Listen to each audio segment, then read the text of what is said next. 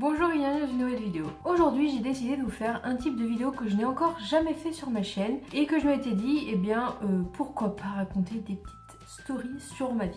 Donc je vais vous faire une petite story time aujourd'hui sur un petit incident qui m'est arrivé il y a plusieurs années de cela.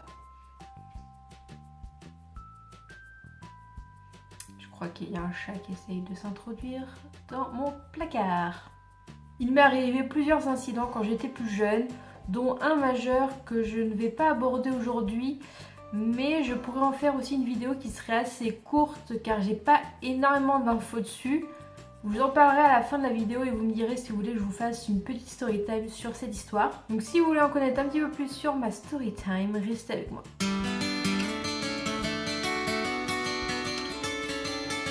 On va plutôt parler aujourd'hui d'une cicatrice que j'ai sur le front. Alors je sais pas si ça va bien se voir avec la lumière, mais j'ai une cicatrice blanche sur le front qui remonte comme ça, voilà.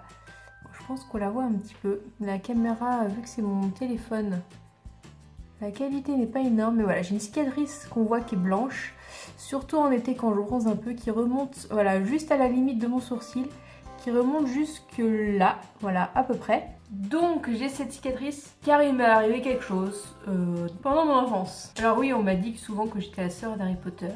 Après être la sœur de Jésus car je suis née la veille de Noël. Et bien je suis la sœur d'Harry Potter car j'ai une cicatrice sur le front, voilà, à côté de l'œil. Donc qu'est-ce qui a bien pu se passer pour que j'ai une belle cicatrice sur le front? Il y a donc assez longtemps, quand j'avais 6-7 ans, c'est quand j'étais entre le CE1 je crois, le CP et le CE1. Donc 6-7 ans, mon père à cette époque-là faisait pas mal de tournois de tennis. Et nous avons été du coup à la Baule où il y avait un tournoi de tennis qu'il faisait. Donc j'avais 6-7 ans, mon frère avait donc 4-5 ans, voilà. Et donc on a été à la Baule avec donc mes parents. Et un des jours où nous étions sur place, je crois que c'était en été ou au printemps, par là, je me souviens plus exactement. Ma mère décide de nous emmener au mini-golf qu'il y a juste en face du club de tennis. Et donc on commence à jouer et ma mère n'arrête pas de nous répéter: ne vous mettez pas derrière celui qui joue parce qu'il peut lever le club et se passer quelque chose. En plus c'était du mini-golf, mais mon frère qui était tout petit avait tendance à faire des gestes genre comme ça, comme s'il allait taper dedans et il fallait que ça fasse 200 mètres. Bref, la partie avance, je me souviens plus à quel moment le drame est arrivé. Mais je me suis mise derrière mon frère et celui-ci a levé le club. Et comment vous dire, ce n'était pas des clubs en plastique. Donc voilà, il m'a touché exactement au niveau du front et je me souviendrai, je pense toujours, avoir fait comme ça et m'être penchée au-dessus d'un buisson qu'il y avait à côté. Et voilà, on peut dire que ça pissait un petit peu le sang. Surtout que je me souviens, j'avais cette espèce d'habit à carreaux vert clair et blanc. Je suis sûre pour le haut, le bas, je crois que c'était la jupe short qui allait avec. Donc voilà, le sang se voyait bien sur un petit peu tout, donc j'ai commencé à pisser le sang. Et donc on m'a emmené à l'hôpital, je sais pas si c'est l'hôpital ou une clinique qui est à côté à la Baule. Je me souviens plus exactement du nom de la clinique. Et je me suis du coup fait faire des points de suture.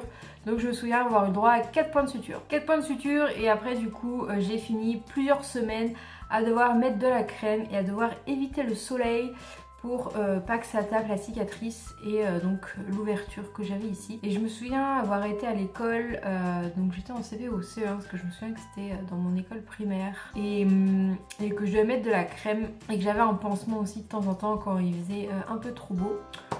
Donc voilà, c'était une petite story time assez courte.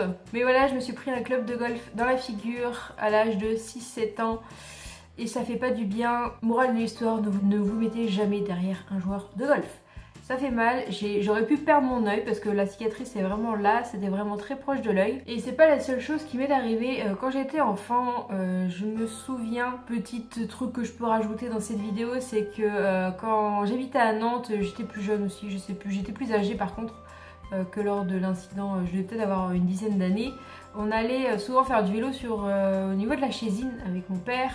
Donc la Chésine c'est pas super large, enfin on appelle la Chésine, c'est le cours d'eau et en fait il y a un passage en fait et ça descend pour aller vers la Chésine et il y a des arbres et en fait on faisait du vélo et heureusement j'avais un casque Je sais pas, je décide d'essayer de faire du vélo sans les mains.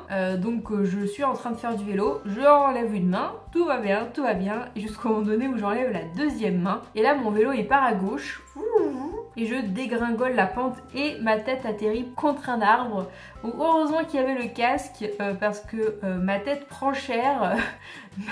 Ma tête a pris cher pendant mon enfance. Donc voilà aussi pour cette petite anecdote. Je ne suis pas souvent malade, il m'arrive très rarement des choses, mais quand il m'arrive quelque chose, c'est assez puissant. Et si vous avez envie que je vous raconte dans une autre vidéo ce qui m'est arrivé quand j'étais encore plus petite que le coup de club de golf, c'est quand j'étais en maternelle, je me suis fait écraser par un chasse-neige.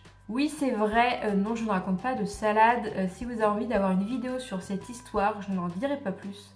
Parce que si vous avez envie d'avoir une vidéo sur ce sujet, quand j'en fasse une story time, dites-le moi en commentaire, je serais ravie de vous la raconter. Maintenant on en rigole un peu, mais c'est vrai que c'était un peu effrayant. Donc voilà, cette vidéo est maintenant finie pour aujourd'hui. J'espère que ça vous aura plu d'en savoir un peu plus sur mes mésaventures. N'hésitez pas à vous abonner, je le dis pas sur mes vidéos, mais n'hésitez pas à vous abonner car on est proche des 1000 abonnés. Donc s'il vous plaît, si vous n'êtes pas abonné, abonnez-vous. Venez rejoindre ma communauté. Plus on est faux, plus on rit. Et on se retrouve la semaine prochaine pour une nouvelle vidéo. À bientôt!